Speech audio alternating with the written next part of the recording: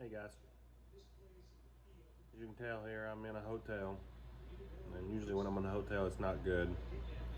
We're down in Texas. We dropped south of Houston, down in Wharton. Coming up I-10 on my way to Lafayette, Louisiana, to pick up a truck. Pouring down rain. Bunch of water in the interstate. Hit a bunch of standing water and sent my truck into limp mode. I'm pretty sure it's a sensor on the transmission. This has happened once before. That gets really wet and it sends it into limp mode. And last time it took about 6 to 8 hours for it to dry out. The last time everything was froze from a snowstorm and then it thawed out. And this was in Utah. Thawed out when I got down to Albuquerque, New Mexico, and sent it into limp mode. It took like 6 or 8 hours for it to dry out. Fingers crossed in the morning it'll work. This happened about 4 o'clock. We were 2 hours from picking up the car, and we still had 2 hours to drive, which was going to put us 9 hours from home, but we're 13 hours from home right now, so we probably won't make it home tomorrow. Well, obviously we won't make it home tomorrow because we only drive 11 hours. But I just wanted to jump on here and talk about the F750. I've had a bunch of people reach out, ask me what I'm going to do with it. I did post it up for sale. I had a bunch of people reach out. Only a couple serious people. I took it down because I just seriously got tired of people messaging me. Is this still available? Yeah, it's still available. Then you never hear from them again. Or, I don't know, it just got ridiculous, so I took it down. Did have somebody out of Texas that was real interested in it. They came up twice, but decided not to take it. But we did go over, and there was a few things to me, that's not big deals to me, and it wasn't really a big deal to them, except they were looking for a truck to go straight to work, and some of these little issues we found are going to have to be addressed before they could work it, and they just didn't want to do that. One was when he put the sleeper on, there's a couple welds on the back that are broke, and they weren't welded very good, so those need to be re-welded, and that had them concerned. It does need a driver's side seat. It needs, I think it's got a small crack somewhere in the coolant overflow reservoir, because when you put water in it, it'll leak out. But that's just sits on top of the motor. It's got like 2 hoses to it, so it's just a matter of doing that. And they thought it had an oil leak. I've not seen the first drop of oil. There was a bunch of oil underneath it because it had an oil.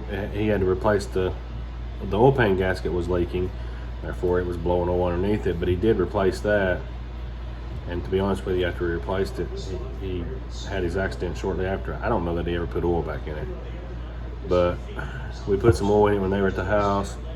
It's sat in my driveway forever and ran, and it hasn't leaked the first drop of oil. I'm not saying it doesn't use oil.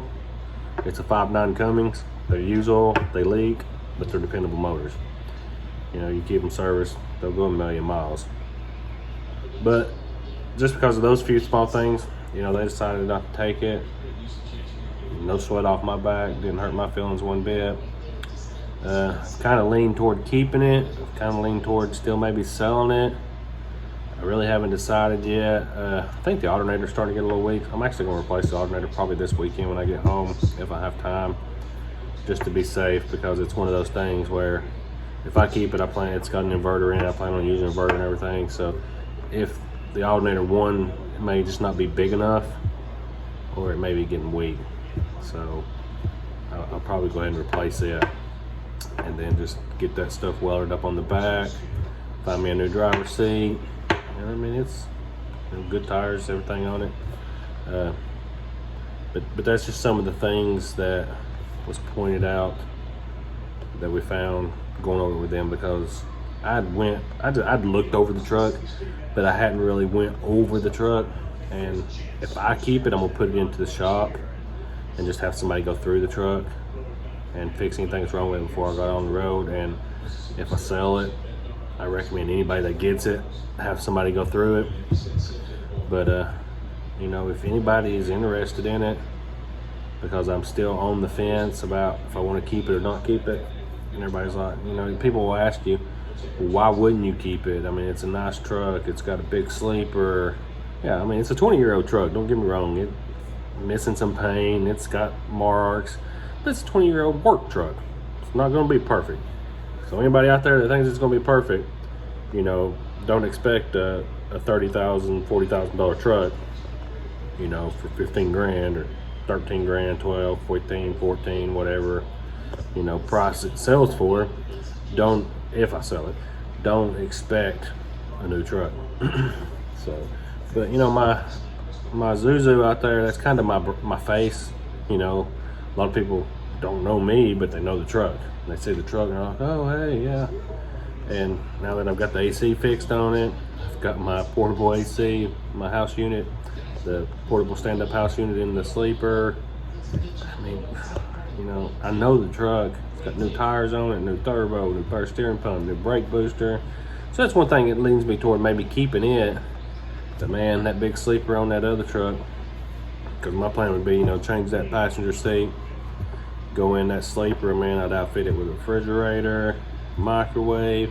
It's got places to hang your clothes, you know, it's got storage up top. You know, my dog now, once we're done with the puppies, she'll probably go back on the road with me, man, she'd love it. You know, if the wife wants to go with me, we got room. So, you know, that's one thing about that one. So we're not 100% sure what we're going to do yet. I'm still on the fence. But, you know, excuse me, some people that was interested in it, if you want to shoot me an email, David E. Gulley, that's DavidEGulley @gmail.com. You can ask me, we'll talk about it. You know, if you're close enough, you want to come check it out, you can come check it out. But I'm not actively going to promote it on Facebook and stuff anymore, because I got tired of people hounding me about it, and you know, I may just keep it. I'm not sure yet. So that's where we're at on that. That's where we're at today. We're in Vidar, Texas. I think we're like roughly 50 to 60 miles from Louisiana state line. In a hotel. Fingers crossed that the truck's all right in the morning, because if not, I don't know what I'm gonna do. I might make up my mind on the F750.